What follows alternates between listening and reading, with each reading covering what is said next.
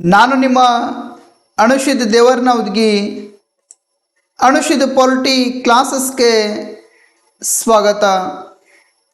ಆತ್ಮೀಯ ವಿದ್ಯಾರ್ಥಿಗಳೇ, ಇಂದಿನ ಸಂಚಿಕೆಯಲ್ಲಿ ನಾವು ಮಾನವ ಹಕ್ಕುಗಳ ಚಳವಳಿಯ ಕಾರಣಗಳ ಬಗ್ಗೆ ತಿಳಿದುಕೊಳ್ಳೋಣ. ಯಾವ ಚಳವಳಿಯ ಕಾರಣಗಳ ಬಗ್ಗೆ? ಮಾನವ ಹಕ್ಕುಗಳ ಚಳವಳಿಯ ಕಾರಣಗಳ ಬಗ್ಗೆ ತಿಳಿದುಕೊಳ್ಳೋಣ. ಇದು ಸಹಿತ ಅತಿ ಹೆಚ್ಚು ಬಾರಿ 5 ಅಂಕಕ್ಕೆ ಕೇಳಿರ್ತಕ್ಕಂಥ ಪ್ರಶ್ನೆ. ಎಷ್ಟು ಅಂಕಕ್ಕೆ ಕೇಳಿರ್ತಕ್ಕಂಥ ಪ್ರಶ್ನೆ ಅಂದರೆ 5 ಅಂಕಕ್ಕೆ ಕೇಳಿರ್ತಕ್ಕಂಥ ಪ್ರಶ್ನೆ. ಯಾವ ಪ್ರಶ್ನೆ ಅಂದರೆ ಮಾನವ ಹಕ್ಕುಗಳ ಚಳುವಳಿಯ ಕಾರಣಗಳ ಬಗ್ಗೆ ಪ್ರಶ್ನೆ. ಆತ್ಮೀಯ ಸ್ನೇಹಿತರೆ, ಕೆಲವೊಂದಿಷ್ಟು ಕಾರಣಗಳಿಂದ ಇಷ್ಟು ದಿನ ಏನಪ್ಪ ಅಂದ್ರೆ ಕ್ಲಾಸ್ ಮಾಡೋಕ್ಕೆ ಸಾಧ್ಯವಾಗಿರಲಿಲ್ಲ. ಇನ್ನು ಮುಂದೆ ಏನಪ್ಪ ಅಂದರೆ ಆದಷ್ಟು ನಿಮಗೆ ಈ ದ್ವಿತೀಯ PUC ಎನ್ಯುವಲ್ ಪರೀಕ್ಷೆ ಏನೈತಲ್ಲ, ಆ ಪರೀಕ್ಷೆ ಬರುವುದರ ಒಳಗಡೆ ಎಲ್ಲ ಸಿಲೆಬಸ್ ಮುಗಿಸುವಂಥ ಪ್ರಯತ್ನವನ್ನು ಮಾಡುತ್ತೇನೆ. ಈ ಅನುಷಿತ್ ಪಾಲಿಟಿ ಯೂಟ್ಯೂಬ್ ಚಾನಲ್ ಏನೈತಲ್ಲ, ಇದನ್ನು ಆದಷ್ಟು ನಿಮ್ಮ ಸ್ನೇಹಿತರಿಗೆ ಶೇರ್ ಮಾಡುವಂಥ ಪ್ರಯತ್ನ ಮಾಡಿಕೊಳ್ಳಿ. ಇರಲಿ, ಈಗ ವಿಷಯಕ್ಕೆ ಬಂದುಬಿಡೋಣ.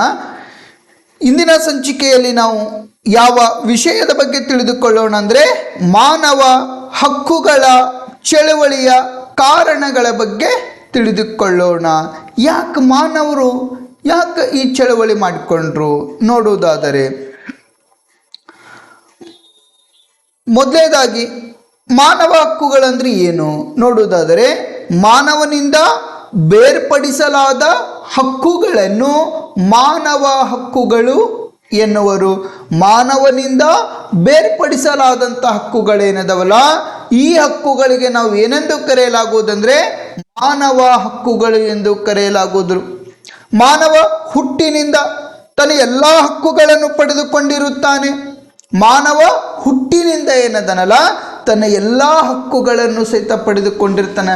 ಅಷ್ಟೇ ಅಲ್ಲದೆ ಸ್ನೇಹಿತರೆ, ಮಾನವ ತನ್ನ ತಾಯಿಯ ಗರ್ಭದಲ್ಲಿ ಇದ್ದರೂ ಸಹಿತ ಆ ಸಂದರ್ಭದಲ್ಲಿ ಸಹಿತ ಆತನು ತನ್ನ ಹಕ್ಕುಗಳನ್ನು ಪಡೆದುಕೊಂಡಿರುತ್ತಾನೆ. ಪ್ರಸ್ತುತ ದಿನಮಾನಗಳಲ್ಲಿ ನಾವು ಜಾತಿಗಳ ಆಧಾರದ ಮೇಲೆ ತಾರತಮ್ಯಗಳನ್ನು ಮಾಡಲಾಗುತ್ತಿದೆ, ಧರ್ಮಗಳ ಆಧಾರದ ಮೇಲೆ ತಾರತಮ್ಯ ಮಾಡಲಾಗುತ್ತಿದೆ, ಲಿಂಗಗಳ ಆಧಾರದ ಮೇಲೆ ತಾರತಮ್ಯ ಮಾಡಲಾಗುತ್ತಿದೆ, ಜನ್ಮಸ್ಥಳಗಳ ಆಧಾರದ ಮೇಲೆ ತಾರತಮ್ಯ ಮಾಡಲಾಗುತ್ತಿದೆ.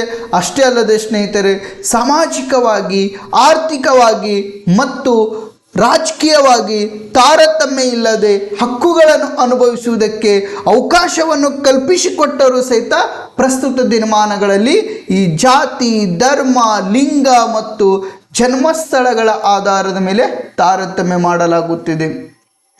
ನಮ್ಮ ಭಾರತ ಸಂವಿಧಾನದ ಪ್ರಸ್ತಾವನೆಯಲ್ಲಿ ಸಾಮಾಜಿಕ, ಆರ್ಥಿಕ, ರಾಜಕೀಯ ನ್ಯಾಯವನ್ನು ಒದಗಿಸಿಕೊಡಲಾಗಿದೆ, ಸಮಾನತೆಯ ತತ್ವಗಳನ್ನು ಅಳವಡಿಸಿಕೊಳ್ಳಲಾಗಿದೆ, ಸ್ವಾತಂತ್ರ್ಯ ತತ್ವಗಳನ್ನು ಅಳವಡಿಸಿಕೊಳ್ಳಲಾಗಿದೆ. ಈ ಎಲ್ಲ ತತ್ವಗಳನ್ನು ಅಳವಡಿಸಿಕೊಂಡರೂ ಸಹಿತ ಪ್ರಸ್ತುತ ದಿನಮಾನಗಳಲ್ಲಿ ನಾವು ಜಾತಿಗಳ ಆಧಾರದ ಮೇಲೆ ತಾರತಮ್ಯಗಳನ್ನು ನೋಡಲಾಗುವುದು, ಧರ್ಮಗಳ ಆಧಾರದ ಮೇಲೆ ತಾರತಮ್ಯಗಳನ್ನು ನೋಡಲಾಗುವುದು, ಲಿಂಗಗಳ ಆಧಾರದ ಮೇಲೆ ತಾರತಮ್ಯ ನೋಡಲಾಗುವುದು ಮತ್ತು ಜನ್ಮಸ್ಥಳಗಳ ಆಧಾರದ ಮೇಲೆ ತಾರತಮ್ಯ ನೋಡಲಾಗುವುದು. ವಿಶ್ವದ ಅನೇಕ ರಾಷ್ಟ್ರಗಳು ಮಾನವ ಹಕ್ಕುಗಳು ಉಲ್ಲಂಘನೆಯಾಗುತ್ತಿವೆ. ಇವತ್ತು ಅಮೇರಿಕ ರಾಷ್ಟ್ರ ತೆಗೆದುಕೊಂಡು ನೋಡ್ರಿ, ಚೀನಾ ರಾಷ್ಟ್ರ ತೆಗೆದುಕೊಂಡು ನೋಡ್ರಿ, ಪಾಕಿಸ್ತಾನ್ ರಾಷ್ಟ್ರ ತೆಗೆದುಕೊಂಡು ನೋಡ್ರಿ, ಇರಾನ್ ರಾಷ್ಟ್ರ ತೆಗೆದುಕೊಂಡು ನೋಡ್ರಿ, ಇರಾಕ್ ರಾಷ್ಟ್ರ ತೆಗೆದುಕೊಂಡು ನೋಡ್ರಿ. ಅಷ್ಟೇ ಅಲ್ಲದೆ ಸ್ನೇಹಿತರೆ, ನಮ್ಮ ಭಾರತ ರಾಷ್ಟ್ರದಲ್ಲಿ ಸಹಿತ ಮಾನವ ಹಕ್ಕುಗಳು ಉಲ್ಲಂಘನೆಯಾಗುತ್ತಿವೆ. ಅದಕ್ಕಾಗಿ ವಿಶ್ವಸಂಸ್ಥೆ ಮಾನವ ಹಕ್ಕುಗಳ ರಕ್ಷಣೆಗಾಗಿ 1948 ಡಿಸೆಂಬರ್ 10ರಂದು ಸಾರ್ವತ್ರಿಕ ಮಾನವ ಹಕ್ಕುಗಳನ್ನು ಅಳವಡಿಸಿಕೊಂಡರು, ಸಾರ್ವತ್ರಿಕ ಮಾನವ ಹಕ್ಕುಗಳನ್ನು ಘೋಷಣೆ ಮಾಡಿಕೊಂಡರು. ಯಾವಾಗಂದರೆ 1948 ಡಿಸೆಂಬರ್ 10ರಂದು. ಎಕ್ಸಾಮ್ನಲ್ಲಿ ಅತಿ ಹೆಚ್ಚು ಬಾರಿ ಕೇಳಿರ್ತಕ್ಕಂಥ ಪ್ರಶ್ನೆ, ಎಷ್ಟು ಅಂಕಕ್ಕೆಪ್ಪ ಅಂದರೆ 1 ಅಂಕಕ್ಕೆ ಕೇಳಿರ್ತಕ್ಕಂಥ ಪ್ರಶ್ನೆ. ಸಾರ್ವತ್ರಿಕ ಮಾನವ ಹಕ್ಕುಗಳನ್ನು ಯಾವಾಗ ಘೋಷಣೆ ಮಾಡಲಾಯಿತು ಅಂತ ಪ್ರಶ್ನೆ ಮಾಡಿದರೆ 1948 ಡಿಸೆಂಬರ್ 10ರಂತ ಹೇಳಬೇಕು. ಅಷ್ಟೇ ಅಲ್ಲದೆ ಸಾರ್ವತ್ರಿಕ ಮಾನವ ಹಕ್ಕುಗಳ ಘೋಷಣೆ ಮಾಡಿದ ದಿನಾಂಕ ಅಂತ ಪ್ರಶ್ನೆ ಮಾಡಿದರೆ ಡಿಸೆಂಬರ್ 10. ಯಾವ 10? ಡಿಸೆಂಬರ್ 10. ಜನವರಿ 25 ಮತದಾರರ ದಿನ ಅಂತ ಆಚರಣೆ ಮಾಡಿದರೆ ಡಿಸೆಂಬರ್ 10 ಮಾನವ ಹಕ್ಕುಗಳ ದಿನ ಅಂತ ನೋಡ್ಬೋದು. ಜೂನ್ 5 ವಿಶ್ವ ಪರಿಸರ ದಿನ ಅಂತ ನೋಡ್ಕೊಳ್ಬಹುದು. ಮೇ 1 ಕಾರ್ಮಿಕರ ದಿನ ಅಂತ ನೋಡ್ಕೊಳ್ಬಹುದು. ಇನ್ನು ನವೆಂಬರ್ 19 ಏನೈತಲ್ಲ ರಾಷ್ಟ್ರೀಯ ಸಮಗ್ರತಾ ದಿನ ಅಂತ ನೋಡ್ಕೊಳ್ಬಹುದು. ಈ ರೀತಿ ಪ್ರಶ್ನೆಗಳನ್ನು ಕೇಳಬಹುದು. ಇಲ್ಲಿ ಮಾನವ ಹಕ್ಕುಗಳನ್ನು ರಕ್ಷಣೆ ಮಾಡಲಿಗೋಸ್ಕರ ಸಾರ್ವತ್ರಿಕ ಮಾನವ ಹಕ್ಕುಗಳನ್ನು ಘೋಷಣೆ ಮಾಡಿದ್ದವಾಗ 1948 ಡಿಸೆಂಬರ್ 10ರಂದು. ನಮ್ಮ ರಾಷ್ಟ್ರಕವಿ ಕುವೆಂಪುನವರು ಒಂದು ಮಾತು ಹೇಳ್ತಾರೆ. ಯಾವ ರೀತಿಯಪ್ಪ ಅಂದರೆ, ಪ್ರತಿಯೊಂದು ಮಗು ಹುಟ್ಟುತ್ತಲೇ ವಿಶ್ವ ಮಾನವ, ಮಗುವು ಹುಟ್ಟುತ್ತಲೇ ವಿಶ್ವ ಮಾನವ, ಬೆಳೆಯುತ್ತಾ ನಾವು ಅದನ್ನು ಅಲ್ಪ ಮಾನವನನ್ನಾಗಿ ಮಾಡುತ್ತೇವೆ. ಪ್ರತಿಯೊಂದು ಮಗು ಹುಟ್ಟುತ್ತಲೇ ವಿಶ್ವ ಮಾನವನಾಗಿ ಹುಟ್ಟುತ್ತಾನೆ, ಬೆಳೆಯುತ್ತಾ ನಾವು ಅದನ್ನು ಅಲ್ಪ ಮಾನವನನ್ನಾಗಿ ಮಾಡುತ್ತೇವೆ. ತನ್ನ ತಾಯಿಯ ಗರ್ಭದಿಂದ ಮಗು ಜನನವಾದ ನಂತರ ಜನನವಾದ ನಂತರ ಆ ಸಂದರ್ಭದಲ್ಲಿ ಏನಪ್ಪ ಅಂದರೆ ಆ ಮಗು ವಿಶ್ವಮಾನವನಾಗಿ ಹುಟ್ಟಿರ್ತೈತಿ. ಯಾವಾಗ ತಾಯಿ ಗರ್ಭದಿಂದ ಆ ಮಗು ಜನನವಾಗ್ತೈತಲ್ಲ, ಜನನವಾದ ತಕ್ಷಣದಿಂದ ಆ ಮಗು ಇಂಥ ಕುಟುಂಬಕ್ಕೆ ಮಗು, ಇಂಥ ಮನೆತನಕ್ಕೆ ಸೇರಿದಂಥ ಮಗು, ಇಂಥ ತಂದೆ ತಾಯಿಯ ಮಗನಾಗಿ, ಅಷ್ಟೇ ಅಲ್ಲದೇನಪ್ಪ ಅಂದ್ರೆ ಇಂಥ ಜಾತಿಗೆ ಸೇರಿದಂಥ ಮಗು, ಇಂಥ ಧರ್ಮಕ್ಕೆ ಸೇರಿದಂಥ ಮಗು, ಇಂಥ ಭಾಷೆಗೆ ಸೇರಿದಂಥ ಮಗು, ಇಂಥ ಪ್ರದೇಶಕ್ಕೆ ಸೇರಿದಂಥ ಮಗು ಅಂತೇನಪ್ಪ ಅಂದರೆ ಆ ಮಗುವಿಗೆ ಸೀಮಿತಗೊಳಿಸುವಂಥ ಪ್ರಯತ್ನವನ್ನು ಮಾಡ್ತೇವೆ. ಅದು ಆ ಮಗು ಹಂತ ಹಂತವಾಗಿ ಏನಪ್ಪ ಅಂದ್ರೆ ಅಲ್ಪ ಮಾನವನಾಗಿ ಬೆಳಿತೈತಿ. ಆ ಅಲ್ಪ ಮಾನವದಿಂದ ವಿಶ್ವ ಮಾನವಕ್ಕೆ ಬರಬೇಕಾದ್ರೆ ಅದಕ್ಕೇನು ಅತಿ ಅವಶ್ಯಕವಾಗಿರ್ತಪ್ಪ ಅಂದ್ರೆ ಶಿಕ್ಷಣ ಅತಿ ಅವಶ್ಯಕವಾಗಿದೆ ಅಂತ ಯಾರು ಹೇಳ್ತಾರಂದರೆ ರಾಷ್ಟ್ರಕವಿ ಕುವೆಂಪುನವ್ರು ಹೇಳ್ತಾರೆ. ಪ್ರತಿಯೊಂದು ಮಗು ಹುಟ್ಟುತ್ತಲೇ ವಿಶ್ವ ಮಾನವನಾಗಿ ಹುಟ್ಟೈತಿ, ಬೆಳೆಯುತ್ತಾ ನಾವು ಅದನ್ನು ಅಲ್ಪ ಮಾನವನಾಗಿ ಮಾಡುತ್ತೇವೆ. ಆ ಅಲ್ಪ ಮಾನವದಿಂದ ವಿಶ್ವ ಮಾನವಕ್ಕೆ ತೆಗೆದುಕೊಂಡು ಹೋಗ್ಬೇಕಪ್ಪ ಅಂದರೆ ಆ ಮಗುವಿಗೆ ಉನ್ನತವಾಗಿರ್ತಕ್ಕಂಥ ಶಿಕ್ಷಣವನ್ನು ಒದಗಿಸಿಕೊಡ್ಬೇಕಂತ ಹೇಳಿದಂಥ ವ್ಯಕ್ತಿ ಯಾರಪ್ಪ ಅಂದರೆ ರಾಷ್ಟ್ರಕವಿ ಕುವೆಂಪುನವರು ಹೇಳ್ತಾರೆ. ನೆಕ್ಸ್ಟ್ ನೋಡೋದಾದರೆ ಈ ಮಾನವ ಹಕ್ಕುಗಳ ಚಳವಳಿಗೆ ಕಾರಣಗಳಲ್ಲಿ ಮೊದಲನೇ ಕಾರಣ ಯಾವುದಂದರೆ ನಾಗರಿಕ ಹಕ್ಕುಗಳ ರಕ್ಷಣೆ. ನಾಗರಿಕ ಹಕ್ಕುಗಳ ರಕ್ಷಣೆ.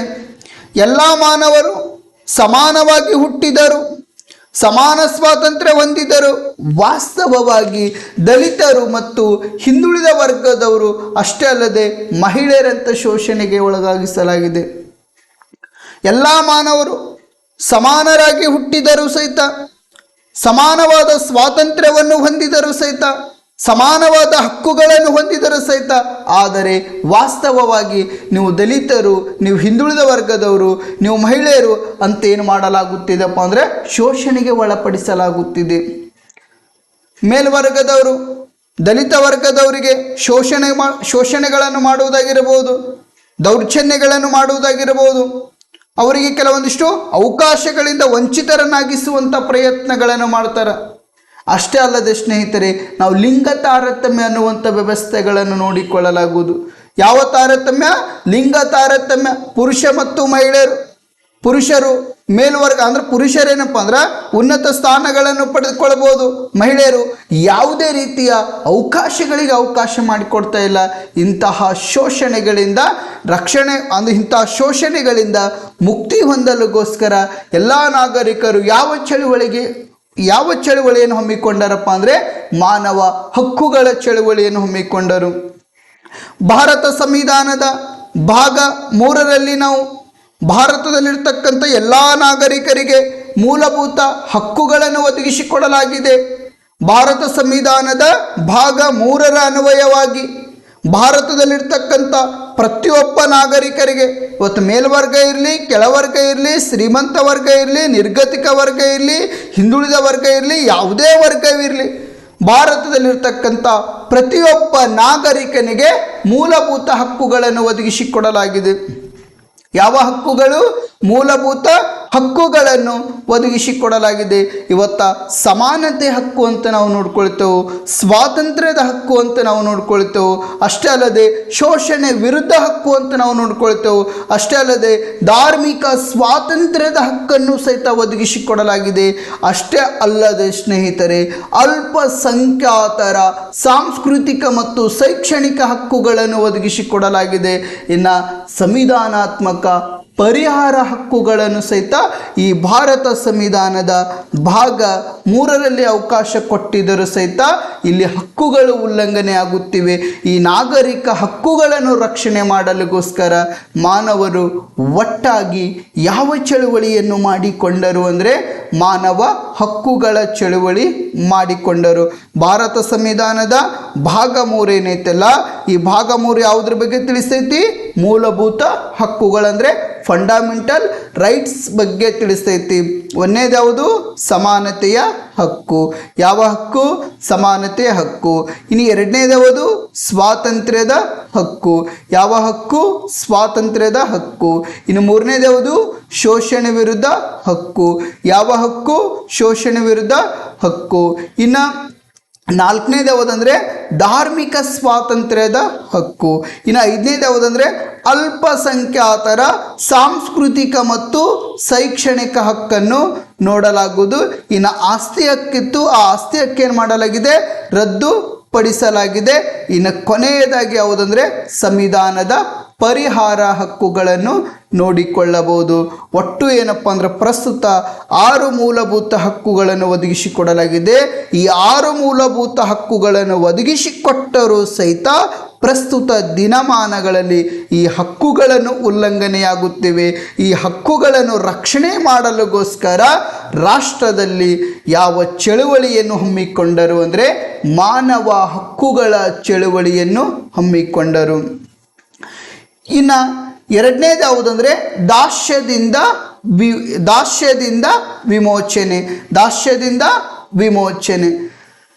ಸಂವಿಧಾನಾತ್ಮಕವಾಗಿ ಈ ಗುಲಾಮಗಿರಿ ಪದ್ಧತಿ ಮತ್ತು ಈ ಜೀತ ಪದ್ಧತಿ ಮತ್ತು ಬಾಲ ಕಾರ್ಮಿಕ ಪದ್ಧತಿ ನಿಷೇಧಿಸಿದರೂ ಸಹಿತ ರಾಷ್ಟ್ರದ ವಿವಿಧ ಭಾಗಗಳಲ್ಲಿ ನಾವು ಇನ್ನೂ ಗುಲಾಮಗಿರಿ ಪದ್ಧತಿಯನ್ನು ಕಾಣಬಹುದು, ಬಾಲ ಕಾರ್ಮಿಕ ಪದ್ಧತಿಯನ್ನು ಕಾಣಬಹುದು.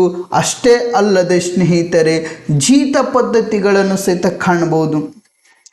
ಭಾರತ ಸಂವಿಧಾನದ 23ನೇ ವಿಧಿ ಯಾವ ವಿಧಿ?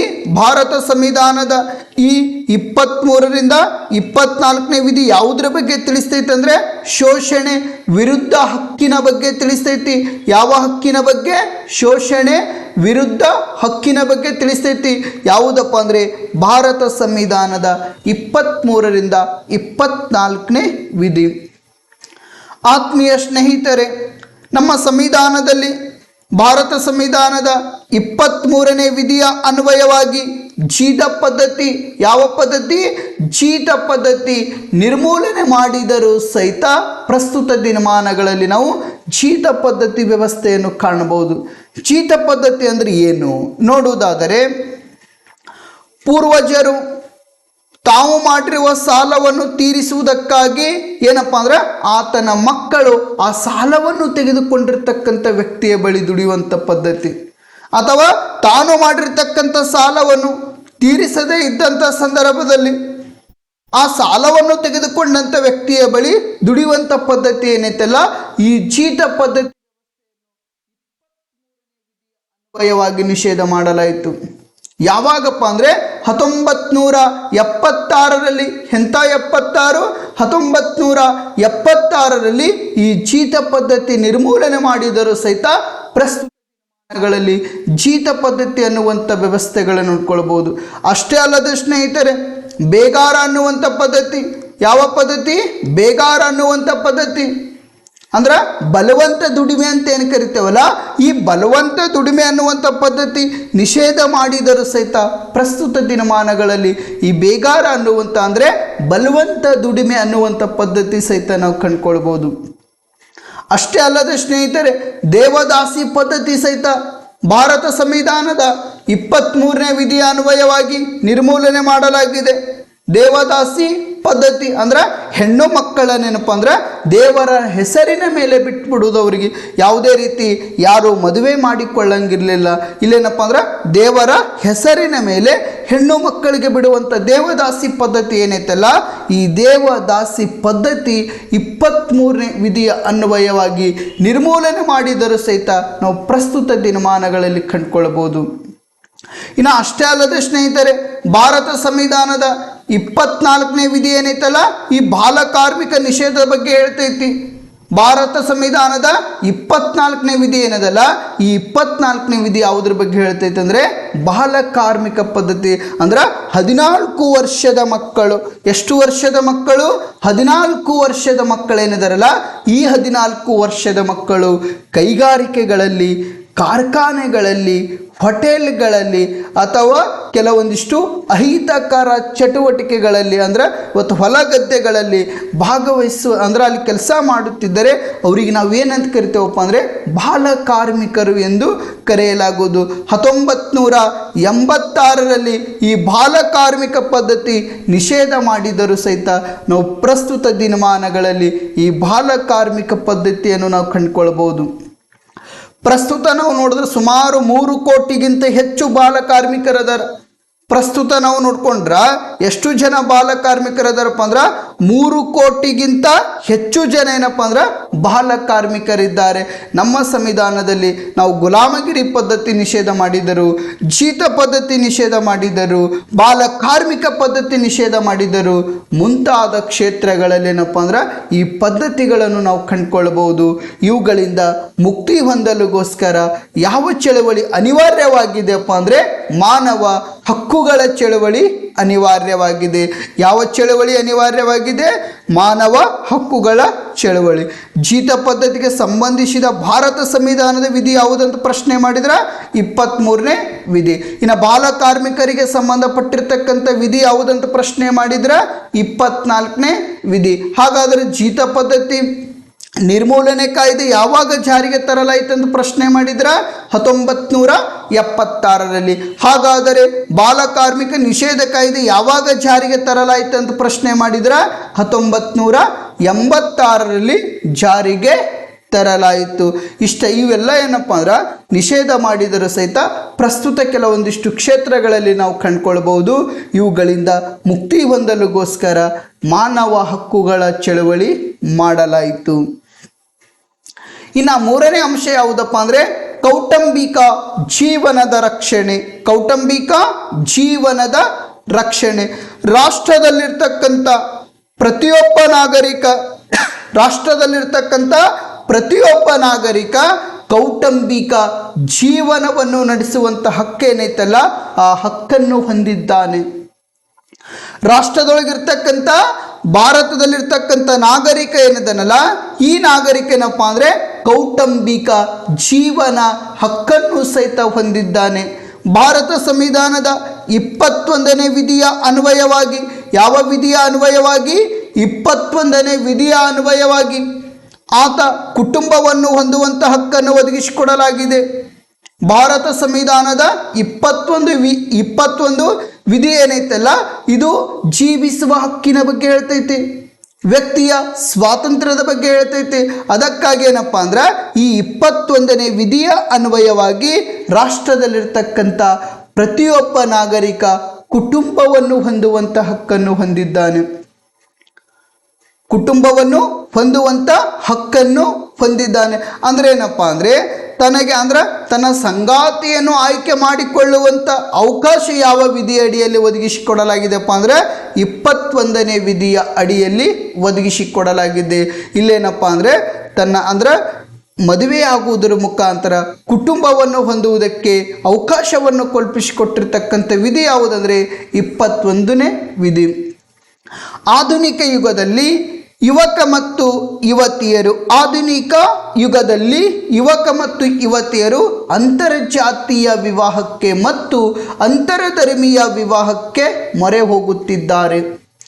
ಆಧುನಿಕ ಯುಗದಲ್ಲಿ ಯುವಕರಾಗಿರಬಹುದು ಮತ್ತು ಯುವತಿಯರೇನೆದರಲ್ಲ, ಈ ಯುವತಿಯರು ಅಂತರ್ಜಾತೀಯ ವಿವಾಹಕ್ಕೆ ಮತ್ತು ಅಂತರಧರ್ಮೀಯ ವಿವಾಹಕ್ಕೆ ಮೊರೆ ಹೋಗುತ್ತಿದ್ದಾರೆ. ಇದನ್ನು ತಪ್ಪಿಸಲುಗೋಸ್ಕರ ಕುಟುಂಬದವರು ತಮ್ಮ ಗೌರವಕ್ಕಾಗಿ ಮರ್ಯಾದೆ ಹತ್ಯೆಗಳನ್ನು ಮಾಡುತ್ತಿದ್ದಾರೆ.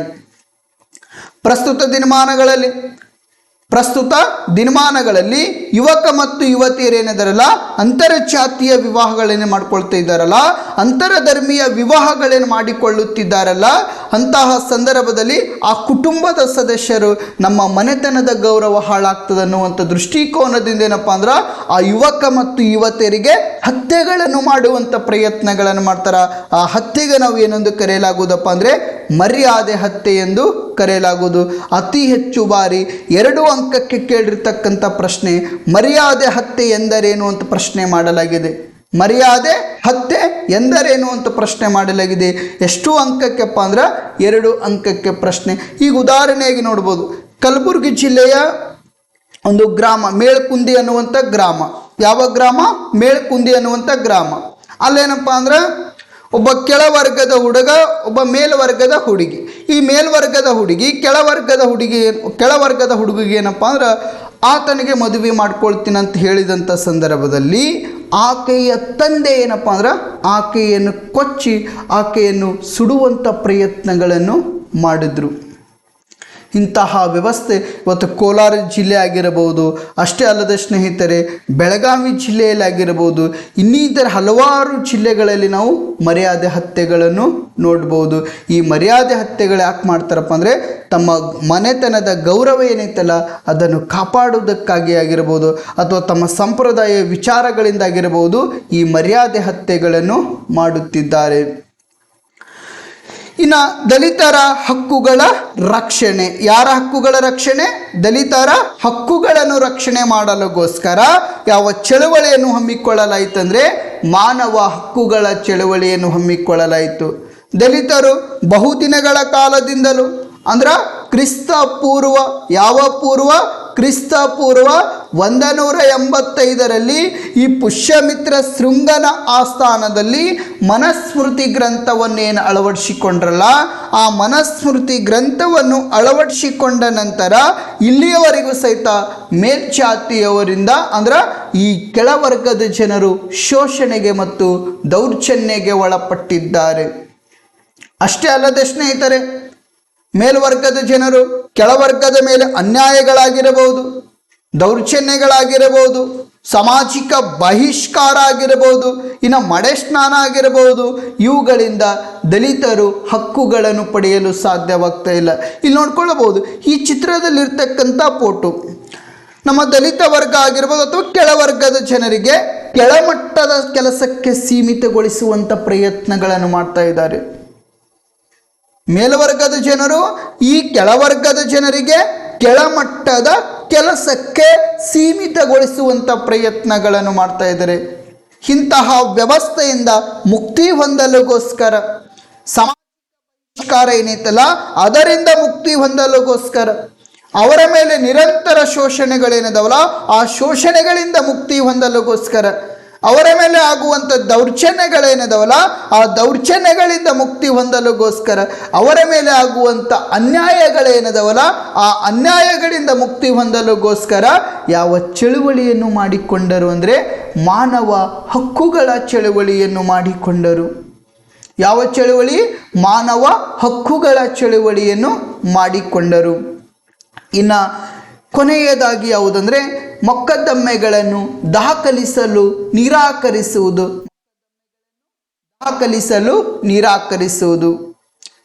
ಅನ್ಯಾಯಕ್ಕೆ ಮತ್ತು ದೌರ್ಜನ್ಯಕ್ಕೆ ಒಳಗಾದ ವ್ಯಕ್ತಿಗಳು ವರಿಂದ ಕೆಳವರ್ಗದ ವ್ಯಕ್ತಿ ಅನ್ಯಾಯಕ್ಕೆ ಮತ್ತು ದೌರ್ಜನ್ಯಕ್ಕೆ ಒಳಗಾದಂಥ ಸಂದರ್ಭದಲ್ಲಿ ಅಧಿಕಾರಿಗಳಿಗೆ ಸಂಪರ್ಕಿಸಿ ಮೊಕದ್ದಮೆಗಳನ್ನು ದಾಖಲಿಸಲು ಮುಂದಾದಾಗ ಅಂತಹ ಸಂದರ್ಭದಲ್ಲಿ ಪ್ರಭಾವಿ ವ್ಯಕ್ತಿಗಳ ಮಧ್ಯಪ್ರವೇಶದಿಂದಾಗಿರಬಹುದು, ಅಥವಾ ಕೆಲವೊಂದಿಷ್ಟು ರಾಜಕಾರಣಿಗಳ ಮಧ್ಯ ಪ್ರವೇಶದಿಂದ ಆ ಮೊಕದ್ದಮೆಗಳನ್ನು ತಿರಸ್ಕರಿಸುವಂಥ ಪ್ರಯತ್ನಗಳು ಯಾರು ಮಾಡ್ತಾರೆ ಅಂದರೆ ಈ ಅಧಿಕಾರಿಗಳ ಸಮೂಹ ಮಾಡಿಕೊಳ್ಳುತ್ತದೆ. ಮೇಲ್ವರ್ಗದವರಿಂದ ಕೆಳವರ್ಗದ ವ್ಯಕ್ತಿ ಅನ್ಯಾಯಕ್ಕೆ ಒಳಗಾದಂಥ ಸಂದರ್ಭದಲ್ಲಿ, ದೌರ್ಜನ್ಯಕ್ಕೆ ಒಳಗಾದಂಥ ಸಂದರ್ಭದಲ್ಲಿ, ಶೋಷಣೆಗೆ ಒಳಗಾದಂಥ ಸಂದರ್ಭದಲ್ಲಿ, ಹಲ್ಲೆಗೆ ಒಳಗಾದಂಥ ಸಂದರ್ಭದಲ್ಲಿ ಆ ವ್ಯಕ್ತಿ ತನ್ನ ಅಂದ್ರೆ ಅಧಿಕಾರಿಗಳನ್ನು ಸಂಪರ್ಕಿಸಿ ಮೊಕದ್ದಮೆಗಳನ್ನೇ ಅಂದರೆ ದಾಖಲಿಸಲಾದಂಥ ಸಂದರ್ಭದಲ್ಲಿ ಪ್ರಭಾವಿ ವ್ಯಕ್ತಿಗಳು, ಗಣ್ಯಾತೀತ ವ್ಯಕ್ತಿಗಳಂತೆ ನಾವು ಕರಿತೇವಲ್ಲ, ಜಾತಿಯ ಹೆಸರಿನ ಮೇಲೆ ಅಧಿಕಾರವನ್ನು ಪಡೆದಂಥ ವ್ಯಕ್ತಿ, ಧರ್ಮದ ಹೆಸರಿನ ಮೇಲೆ ಅಧಿಕಾರವನ್ನು ಪಡೆದಂಥ ವ್ಯಕ್ತಿ, ಕೆಲವೊಂದಿಷ್ಟು ಅಧಿಕಾರಿಗಳನ್ನು ತನ್ನ ಬಳಿ ಕೇಂದ್ರೀಕೃತ ಇಟ್ಕೊಂಡಂಥ ವ್ಯಕ್ತಿ, ಅಂತಹ ವ್ಯಕ್ತಿಗಳು ಮಧ್ಯಪ್ರವೇಶದಿಂದ ಏನಪ್ಪ ಅಂದ್ರೆ ಆ ಪ್ರಯತ್ನಗಳನ್ನು ಮಾಡ್ತಾರೆ. ಯಾವುದೇ ರೀತಿ ಪ್ರಕರಣ ಹೂಡಿಕೊಳ್ಳಂಗಿಲ್ಲ. ಅಧಿಕಾರಿಗಳು ಅಂತಹ ಸಂದರ್ಭದಲ್ಲಿ ಸ್ಪಂದನೆ ಮಾಡಬೇಕು. ಏನಾಗೈತೆ ಏನಿಲ್ಲ ಅನ್ನುವಂಥ ಎಲ್ಲ ವಿಚಾರಣೆ ಮಾಡ್ಕೊಳ್ಬೇಕು.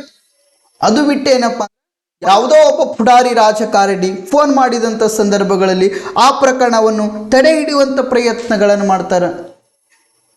ಯಾವುದೋ ಒಬ್ಬ ಮೇಲ್ವರ್ಗದ ವ್ಯಕ್ತಿ ಫೋನ್ ಮಾಡಿದಂಥ ಸಂದರ್ಭದಲ್ಲಿ ಆವಾಗಲೂ ಸಹಿತ ಏನಪ್ಪ ಅಂದ್ರೆ ಆ ಪ್ರಕರಣವನ್ನು ತಡೆ ಹಿಡಿಯುವಂಥ ಪ್ರಯತ್ನಗಳನ್ನು ಮಾಡ್ತಾರೆ. ಯಾವ ವ್ಯಕ್ತಿ ದೌರ್ಜನ್ಯಕ್ಕೆ ಅನ್ಯಾಯಕ್ಕೆ ಒಳಗಾದಂಥ ವ್ಯಕ್ತಿ ಸ್ಟೇಷನ್ಗೆ ಬಂದಂಥ ಸಂದರ್ಭದಲ್ಲಿ ಅಥವಾ ಸಂಬಂಧಪಟ್ಟಿರ್ತಕ್ಕಂಥ ಅಧಿಕಾರಿಗಳ ಬಳಿ ಬಂದಂಥ ಸಂದರ್ಭದಲ್ಲಿ ಆತನಿಗೆ ನೆರವು ನೀಡುವಂಥ ಪ್ರಯತ್ನಗಳನ್ನು ಮಾಡಿಕೊಳ್ಬೇಕು. ಆತನಿಗೆ ಕಾನೂನಿನ ನೆರವು ಜೊತೆಗೆ ಆತನಿಗೆ ಸಲಹೆ ಮತ್ತು ಸಹಾಯ ನೀಡುವಂಥ ಪ್ರಯತ್ನಗಳು ಯಾರು ಮಾಡ್ಕೊಳ್ಬೇಕಪ್ಪ ಅಂದರೆ ಅಧಿಕಾರಿಗಳ ಸಮೂಹ ಮಾಡಿಕೊಳ್ಬೇಕು. ಯಾವುದೇ ರೀತಿ ಸಕಾರಾತ್ಮಕವಾಗಿ ಸ್ಪಂದಿಸದೆ ಅವರನ್ನು ಇನ್ನಷ್ಟು ಶೋಷಿಸುವಂಥ ಪ್ರಯತ್ನಗಳು ಯಾರು ಮಾಡ್ಕೊಳ್ತಾರಪ್ಪ ಅಂದರೆ ಈ ಅಧಿಕಾರಿಗಳ ಸಮೂಹ ಏನು ಮಾಡ್ತಾ ಇದೆಯಲ್ಲ, ಇಂತಹ ಪ್ರಕರಣಗಳು ಎಷ್ಟೋ ಬೆಳಕಿಗೆ ಬಂದಿವೆ. ಇಂತಹ ಪ್ರಕರಣಗಳನ್ನು ತಡೆಗಟ್ಟಲುಗೋಸ್ಕರ ನಮ್ಮ ಕೆಲವೊಂದಿಷ್ಟು ಅಂದ್ರೆ ಶೋಷಣೆಗೆ ಒಳಗಾಗಿರ್ತಕ್ಕಂಥ ಸಮುದಾಯಗಳೇನಿದಾವಲ್ಲ, ಈ ಸಮುದಾಯಗಳು ಯಾವ ಚಳುವಳಿಯನ್ನು ಮಾಡಲಾಗಿದೆಯಪ್ಪ ಅಂದರೆ ಮಾನವ ಹಕ್ಕುಗಳ ಚಳುವಳಿಯನ್ನು ಮಾಡಲಾಗಿದೆ. ಆತ್ಮೀಯ ವಿದ್ಯಾರ್ಥಿಗಳೇ, ಇಂದಿನ ಸಂಚಿಕೆಯನ್ನು ನಾನು ಇಲ್ಲಿಗೆ ಮುಕ್ತಾಯಗೊಳಿಸುತ್ತಿದ್ದೇನೆ. ಇನ್ನೂ ಯಾರು ಅನ್ಶುದ್ ಪಾಲಿಟಿ ಯೂಟ್ಯೂಬ್ ಕ್ಲಾಸಸ್ ಯಾರು ಸಬ್ಸ್ಕ್ರೈಬ್ ಮಾಡಿಕೊಂಡಿಲ್ಲ, ಸಬ್ಸ್ಕ್ರೈಬ್ ಮಾಡಿಕೊಳ್ಳಿ. ನಿಮ್ಮ ಸ್ನೇಹಿತರಿಗೆ ಶೇರ್ ಮಾಡುವಂಥ ಪ್ರಯತ್ನಗಳನ್ನು ಮಾಡಿ. ಇಲ್ಲಿಗೆ ನಾನು ಇಂದಿನ ಸಂಚಿಕೆಯನ್ನು ಮುಕ್ತಾಯಗೊಳಿಸುತ್ತಿದ್ದೇನೆ. ಎಲ್ಲರಿಗೂ ಶುಭವಾಗಲಿ.